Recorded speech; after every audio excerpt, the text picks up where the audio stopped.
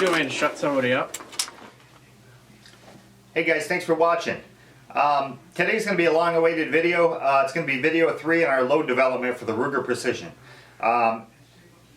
In video 1 or 2, I forgot which video, we talked about what we're going to use for powder and what we're going to use for bullets to begin the load development, and I went with 140 grain ELD match bullets from Hornady, and I picked the H4350, which is the most popular powder for the 6.5 Creedmoor.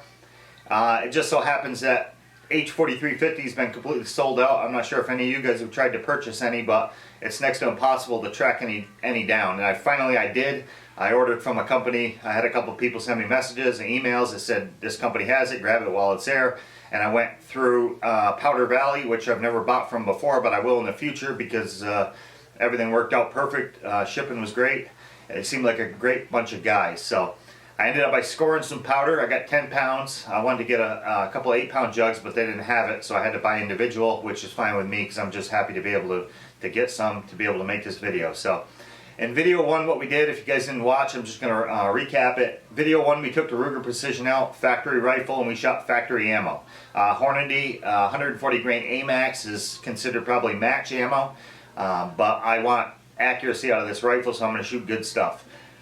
We shot a few groups on camera. I ended up by shooting a lot of groups throughout the day, maybe 10 different groups. All the averages of the groups are right around the same as we got on camera. One group here on the left was around 0.88. The group on the right was around 0.97. So for a factory rifle shooting MOA at 100 yards, that's pretty good. What I want to do is just take these groups and reference these and bounce off what we're going to do with our reloads to try to tighten these groups up. I want something to compare the two down the road and make sure that as we're reloading and getting farther down the road with the load workup, that we're actually increasing the accuracy of this and not just creating something similar to factory ammo, because it's just as easy just to buy it. So you might save a little money reloading yourself, but a lot of people don't want to get buy all the investment in the loading, the reloaders, the presses, the dies, and whatnot. So it's easier for them to just buy factory ammo. So we want to tighten these groups up. That's the whole point of this series.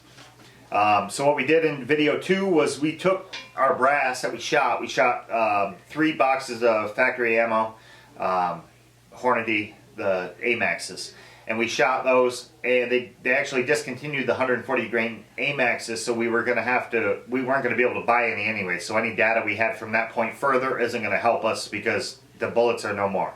But I wanted to use the brass instead of going out to buy more brass because I got a feeder for 6.5s and brass isn't cheap. It's like the most expensive part of the reloading process. So I was going to burn up that ammo, basically fire form that brass to this rifle, and then we're going to begin the load development with the 140 grain ELD bullets, which are similar if not the same, just with a different tip, which is supposed to stand up to the high heat that's created from friction in the air that's melting the previous AMAX tips. So that's where we stand. Video 2, we began cleaning the brass. Basic steps. I'm sure a lot of you guys have done that before. What I want to highlight, at least from that video, or something that I think is important to anybody getting into reloading or rifle rounds, and they're going to wet tumble their brass, is to make sure that you pop the primers out ahead of time. Because with the primer in it, once these get submerged in water, they will fill up with water, and then when you go to dump them out, or you put them into a dryer or tumble them or whatever you're going to do to get to dry them, the water is going to stay in there because of pressure. It's similar to taking your thumb and sticking it in a glass or a drink, putting your thumb over the top, pulling it out, and the straw is going to be filled with liquid because your thumb's holding it and it creates a vacuum. Once you release that, the water is going to pour out, and it's going to make drying your brass a whole lot easier, a whole lot faster, and you won't have the chance of having any water or any moisture caught in there. And then when you put powder in, it's going to clump up and it's going to be a bad thing. So other than that, it was just straightforward video. We popped all the primers out. We cleaned them all. I actually took a neck size and die. I extended the primer punch just so that we can run it up in the primer, or up in the reloader, pop the primer out without touching the brass itself. Video 3 today, what we're going to do is we're going to neck size the brass, we're going to prime it, and then we're going to begin the load development. We're we're going to work up our powder charge. 6.5 Creedmoor is a newer caliber. It's not really that new. It's been around for maybe 10 years, but it hasn't really been mainstream. Over the last couple of years, it's blown up into like the most popular cartridge probably by far. Everybody wants a 6.5 Creedmoor for ballistic advantage and accuracy. The bullet is just seems to be more accurate than any rifle I've ever shot. You shoot good groups shooting with a 6.5 Creedmoor. So same as like a 6mm. The bullet themselves seem to be more accurate. I don't know why, but it's just the way it's kind of panned out. So another thing I want to touch on today is reloading trays. When you're doing load development, you're going to end up with something similar to this. We're going to have a low and a high, and we're going to set them up in rows of 3. I mean, you can do more if you want. You can do 4 or 5 or however you want to do it. You could probably even do 2, but 3 seems to work good for me. Having a long rectangle reloading block like this gives you the ability to keep things organized. If you use something like this RCBS block, you're going to have to go up. If you're going to do 8 rows or 10 rows, depending on what your low and your high powder charge is going to be, you're going to have to go up one side and then start over on the other side. Right off the bat, you're already confusing yourself. You want to make this as easy as possible, and you want to make sure that you don't screw anything up. The most important thing with reloading is consistency, and especially when you're doing load development, the most important thing is consistency. Everything from you behind the rifle, to your primers, to your seating, to your neck tension, to everything. And then you doing your part behind the rifle, you want to eliminate everything from human error, and you want this to showcase what the powder, the bullet, is going to do downrange. You don't want to do anything to screw that up and spend the whole day out shooting. Plus, I mean, the bullets and powder and stuff is expensive. You don't want to waste your time, so just do it right the first time, and you'll have good success down the road. So what we're going to do, we're going to spin the camera around. We're going to neck size, we're going to prime, and then we'll begin the load workup. If you're using electronic powder feeds or something similar to this, I got an RCBS charge master up here, and when I do my load development, I'm going to double weigh my powders just because I want this as consistent as I can possibly get it. Make sure you let them warm up. 15 minutes minimum. Typically I let them warm up for half an hour even. It's not going to hurt to let them run even longer than that. It basically just warms up the temperature, and you might get little fluctuations here and there, and make sure you obviously calibrate the scales before you use them. So let me spin the camera around. We're going to look up some load development on the iPad, and then we're going to begin the process. If you're beginning to load for the 6.5 Creedmoor and you have a loading manual or reloading manual that's a couple years old, chances are the 6.5 Creedmoor is not going to have very much data in it. A good place to go is just HodgdonReloading.com. And they have everything, plus the powder I'm going to be using is H4350. They also cover IMR and I believe Winchester, and I'm sure Hodgdon probably owns all 3 of them. So this is just a main website here. You can do pistol, rifle, or shotgun. We're going to do rifle. And then it just takes you down here. Step 2 is what caliber we're going to use. So we're going to go up here, 6.5 Creedmoor. 6.5. Your bullet weight, we're going to do 140 ELDs. The manufacturer is Hodgdon, and the powder is 4350. And then down here, it'll show you get data, and this will print you off. And they have all kinds of powder. I mean, this isn't the only one. So down here we got our load data for what Hodgdon offers. H4350. It's got your bullet diameter, all your information. Case overall length is 2.820. Your starting load's at 36 grains. Your maximum load is 40 grains. That C means capacity, which I think that's pretty conservative. Typically, most of the guys I know running 6.5 Creedmoor 4350. Even in previous rifles that I have, I use right around 42 to 42.5. So this seems pretty low. What we're going to do is split this down the middle. I'm not looking for a super slow bullet. 2,400 feet per second, I might as well shoot at 308. So I'm going to split this down the middle. My low is going to be 38, which is going to be halfway between 36 and 40, and then I'm going to go over the 40, and I'm going to keep an eye on pressure signs. The minute I see any pressure signs, I'm going to back off. So we're going to do 38 to 42.5. So the information we got from HodgdonReloading.com was our low was 36, our high or our max was 40. I'm going to split that down the middle. I'm going to do 38 is my low, and I'm going to go over max. I'm going to do up to 42.5 on the high end. I'm going to load different rows, and we'll get into that as we go. But an important thing to do is always keep track of what you're going to be doing. So here we got obviously the Ruger Precision Load Development. If you don't have a marker board like this, just keep it in your data book or write it down somewhere. The bullets I'm going to be using, 140 grain ELD. The case overall length, we're going to do 2.815 H4350. The trim length was 1.920. And then here's what I marked down. And this is going to be important in the future. So times 3, obviously 3 of each. 38.0, 38.5, 39, 39.5, all the way up to 42.5, 3 of each. So make sure you write this stuff down so you have it, and stay organized while you're doing this. Alright guys, what we're going to do is we're going to get the proper neck tension for the brass. The brass body is already fire formed to the chamber itself. We just got to put tension on the neck to hold the bullet properly. So there's a bunch of different ways to do this. You can get a micrometer neck tension set up, or you can just go back and forth with your dies to get to the proper tension. Typically it's 2/3 thousandths neck tension. What I typically do that's fast and easy is I just take a full length sizing die and a piece of junk brass.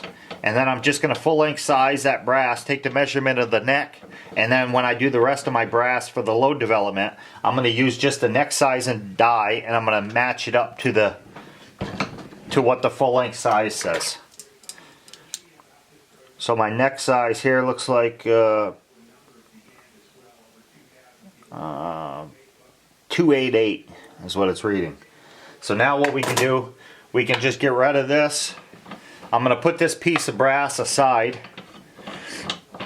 and now we can match up our neck size. And another important thing to do is make sure, whether you're writing this in your book or wherever you're going to do it, I'm going to write this on here so I can keep track of that. So 0.288 neck tension. You got to stay organized or you're going to get lost. Alright, so we got that. Now let's do our neck sizing. And a good way just to reference this is just take the piece of brass you used before, run the ram up, and then screw this down until it makes contact.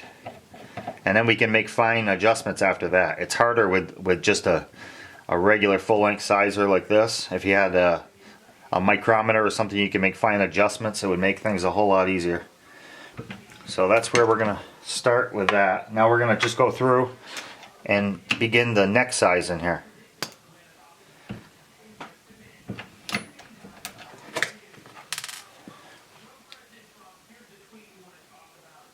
I gotta go just a little more.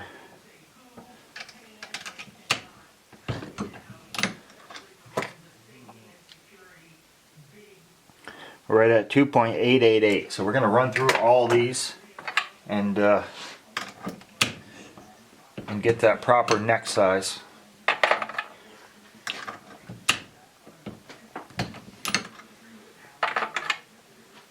This isn't touching the body at all. It's just pressing the neck a little bit. So I'm going to fast forward through this so you don't have to watch me do all this. Alright, so we just went through and did every row. We sized the necks properly. We didn't touch the bodies. Those are formed to our barrel. So the next step, we're going to prime these. Because we popped the primers out ahead of time, we saved ourselves some time going through and cleaning out all the primer pockets. And they're pretty clean. You're not going to be able to see it. So they're all clean. You don't have to worry about it. If this brass was shot 6-7 times, the primer pockets will start to expand and the primers will be loose inside of there. You want to make sure that doesn't happen because the force of the explosion could blow the primer out the back. It gets lodged in your action, jams stuff up, or even worse. So this brass was shot once. It was factory ammo. I know it's good. I don't have to worry about going through with a tool and resizing the primers or the flash holes. I think they're good. So I got an old school lead tool my dad gave me back years ago. That's what I'm going to use, so it's kind of a slow way to do it, but we're just going to go through and prime all of these.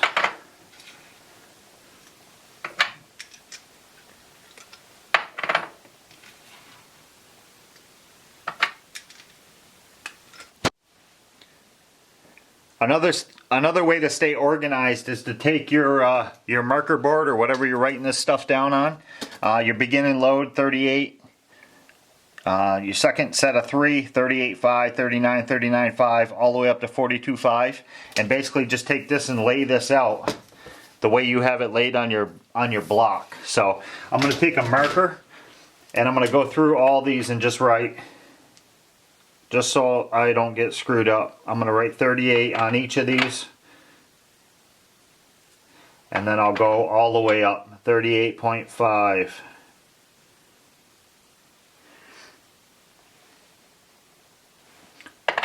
And then I'll go through all of these, 39, 39.5. I don't want to get halfway through these and then screw something up. And basically if you get lost, or you forgot what powder is what, you're either going to have to dump them all out and redo it again, which is going to be a pain, and it's no fun to just keep doing it over and over, or you're going to get out to the range. Something's going to happen, it's going to throw off this whole load development. So take the steps to do it right in the get-go, and you'll have good results after. So I'm going to run through all these and marker them all, and then we'll get started on the load part. Hey guys, so here's our block. We went through and we added the neck tension, the proper neck tension for each bullet. We added the primers, and then I took a black permanent marker and I wrote on each case the load that we're going to use. So this is a row of 38, this is a row of 38.5. Each row is going to grow in 0.5 increments. Like I said, the low is 38. The book or the manual or the website we looked at said 40 was the max. 40 should put me right around here, so I got a few grains over. Just because the website says that the max is 40 doesn't mean it is. I mean, they're shooting for conservative results. They're not looking for not even being close to any sort of pressure signs. So most of the guys I shoot with run 6.5s, 140 grains or 130 grains. They're running about 42.3, 42.5. The bullets travel about 27.75 to 28 or 28.25. So right in there. I'm loading these specifically for long range shooting. I'm not looking for a 100-yard gun, even 200-yard gun. I'm looking to stretch this out. I mean, some of the shots we take are even out to 1,200 yards. So I need some velocity. I'm looking more for speed than anything else. So that's why I went over. What I'm going to do when I begin this load work up is I'm actually going to add this to my box exactly the way I have it laid out here, and I'm going to keep everything the same. I'm going to start in row 1, and I'm going to work my way up in 0.5 increments. And the minute I start to feel, the minute I start to see either a flattened primer or the bolt handle gets sticky to lift, I'm going to stop. So if right here I start to see flattened primers, I'm going to take everything from here back and remove it. And then when I start my next row, I'm going to go low to high, and then I'm going to wait maybe 10 minutes in between to let the barrel cool. Then I'm going to move over to my second round, and I'm going to start high and work my way low, and then I'm going to let 10 minutes sit. I'm going to get onto my third row, start low, and work my way high. So that's the way I'm going to do it. But one little tip I wanted to throw out there was, even though we didn't size this brass, it's good to take like a deburring tool. This is actually made, this is a VLD tool. It basically takes the flat edge after you trim, or even after you shoot. It builds up with carbon and fouls. But if you take this little tool and you just run it around the mouth, it actually puts a little beveled edge on it. You're not going to see because my lights suck in here, but you can see that shininess. Maybe? No? That beveled edge is going to help seating the bullet. And when you're trying to load this, what you're trying to minimize is bullet runoff. And what that is when you seat the bullet, having the bullet canted in just the smallest amount will create what they call runoff, and could throw off your accuracy a little bit. So the more centered that bullet is down the barrel, it's going to hit the lands and begin its spin, and it's going to be It just helps out the whole way. Plus it helps with your equipment, whether you're reload, whether your press or your dies. Just putting a little bevel on there helps seating the bullet and takes a lot of work off of the press. When you start to force the press, you shouldn't have to do that. So I'm going to run through all these bullets and just put this beveled edge on there, and then we'll get started with the powder.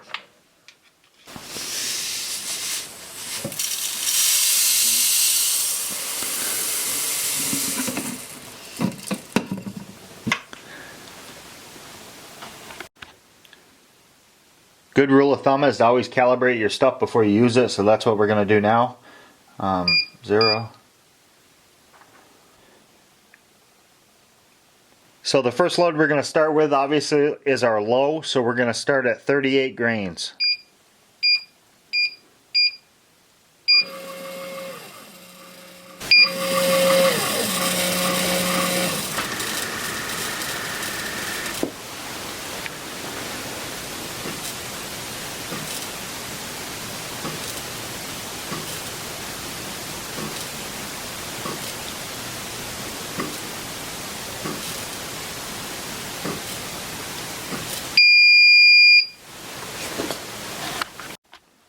So we basically get a little system going here. So 38 grains. We're going to come over here, double check it.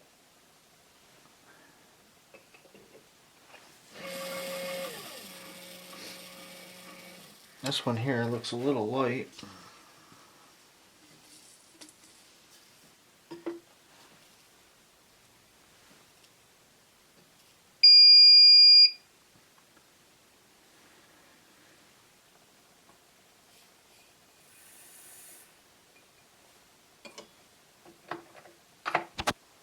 Now we're going to go on to our second row, that's 38.5. If you get confused or you need to reference, just go back to your paper or whatever you're using for a board, and you got everything marked out here. So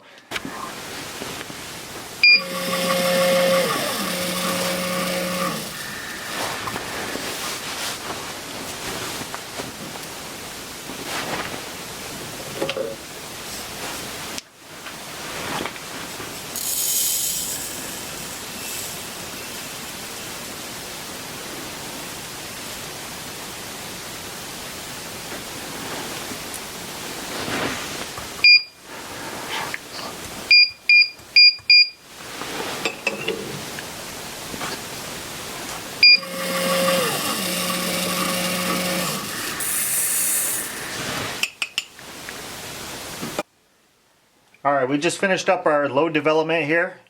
We got our loading block. We got lowest to highest in 0.5 increments. And now we're going to begin to seat the bullets.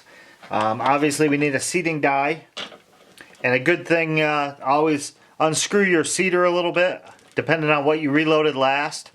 These rounds here are specific to that rifle. It's not something I typically load all the time. So I do load for 6.5, but not with the same dimensions. So back this off. If it's a little longer, you can always seat it down. But if you seat it down, you can't make it longer. So I'll grab a bullet here. Let me turn my phone off. This fool keeps texting me. So we're going to start at 38.5 on our length.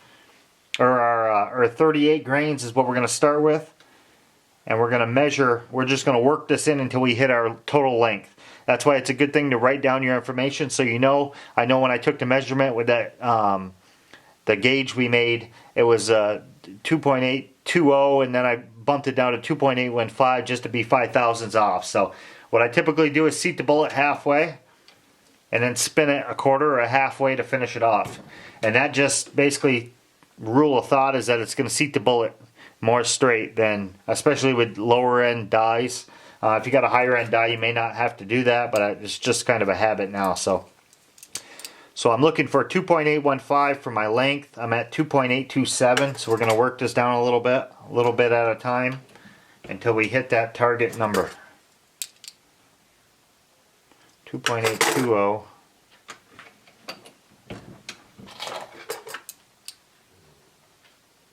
2.815 exactly. So that's what we're going to start with. A cool little tool that Hornady sells is this thing called the comparator. Basically, it just attaches with this thumb wheel. onto your caliper, and you get different inserts here. This little silver piece, they attach with an Allen key, and they come in. This one here is a 2.6 for a 264 diameter bullet. They come in a 224 for a 243, a 3.0 for a 308. And basically what it does is it gives you a better way to come up with a consistent length for your bullet.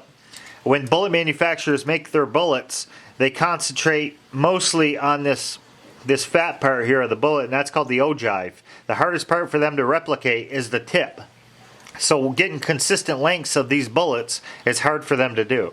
The more technology keeps moving forward, it may be easier for them, and especially with a polymer tip that's probably injected molded, they may be able to get that consistency of the overall length more consistent bullet to bullet. But I've always used this comparator, and it seems to work pretty good. So I know this one here I measured was 2.815. I just measured tip to back, and I'm going to use this as a dummy round to match the rest of these bullets so that they're all the same. So I'm going to take a reading of this, and this is actually 3.200 is the overall length. So what I'm going to do is I'm going to reload every bullet after this to 3.200 with the comparator, and that's going to give me a better average. So once again, I'm just going to run through these bullets and set the bullet on. I run it halfway and then give it a half a turn and seat it the rest of the way. And once you start to do this, once again it kind of becomes habit, so I don't even think about it. It doesn't really slow me up a whole lot. If you're running better dies, like Redding competition dies or something like that, you may not have to do this, but I've always used Lee dies, and it's just kind of the way I do it. So let me load all these bullets up, and then I'll get to the next step. Alright guys, this here's our finished product. We got it all lined out in on our reloading block here. What I'm going to do is set these up the same exact way in my box that I take to the range. 38 starting at the beginning, working my way up in 0.5 increments all the way to 42.5 is my max. I'm going to start one row, work my way up, 10-minute break in between, second row, work my way down, 10-minute break in between, and then third, work my way to the top again. Once I hit my max, or once I see pressure signs on my first way up, that's why you start low and work your way high. If you started high and work your way to low, you would have, if there was any issues, you're going to be seeing it at the top end of this string. So that's why you always start low on your first one. And then once I start to see pressure signs or flattened primers or a sticky bolt handle or anything that may cause me concern, I'm going to stop and then remove everything from there back in all three rows.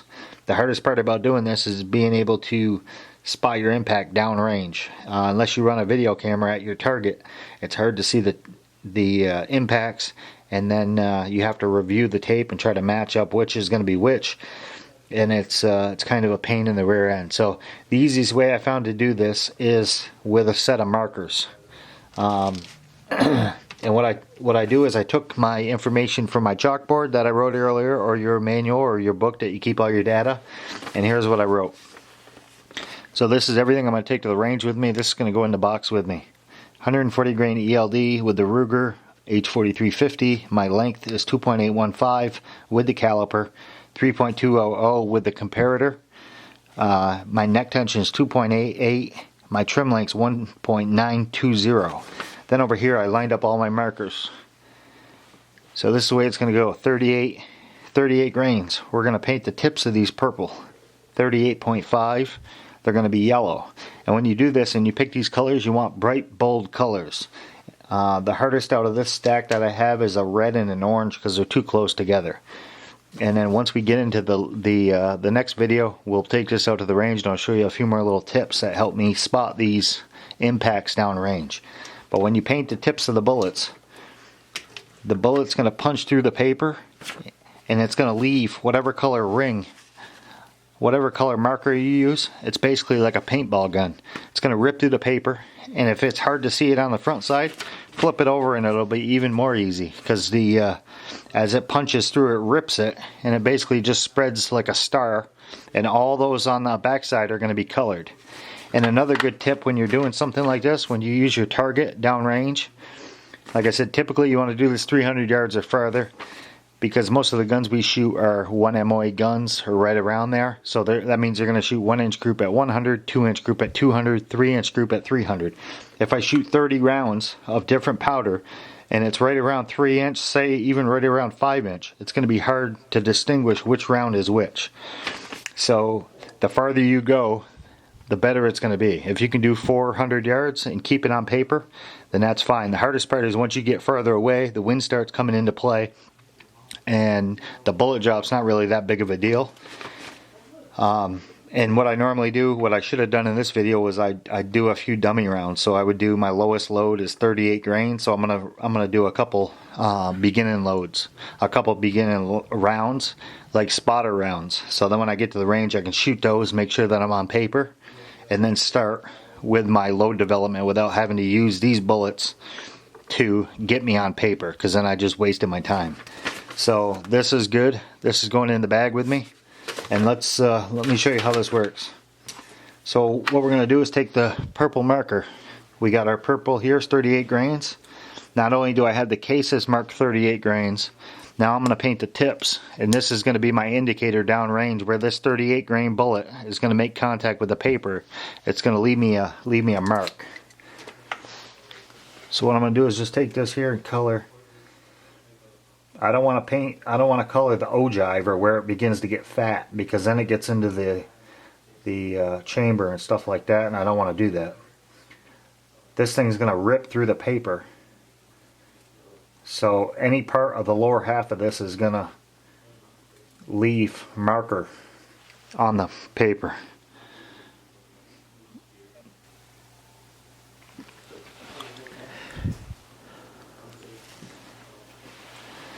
And now we're going to do all three of these.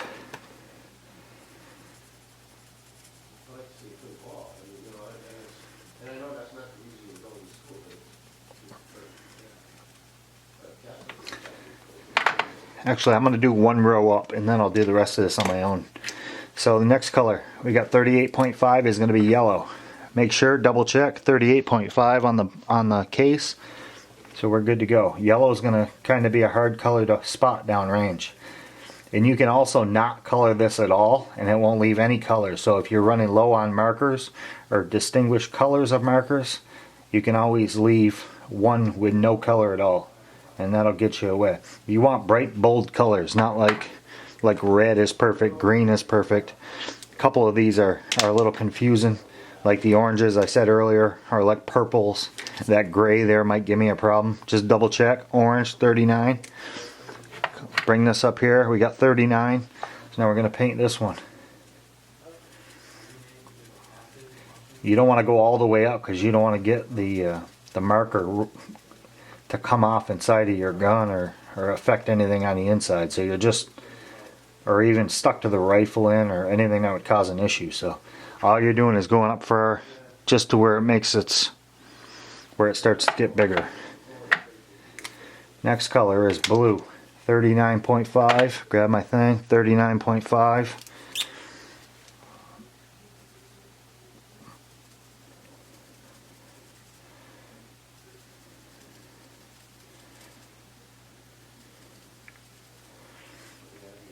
This is the best way I've found to be able to spot the impact and actually record it. 40, 40.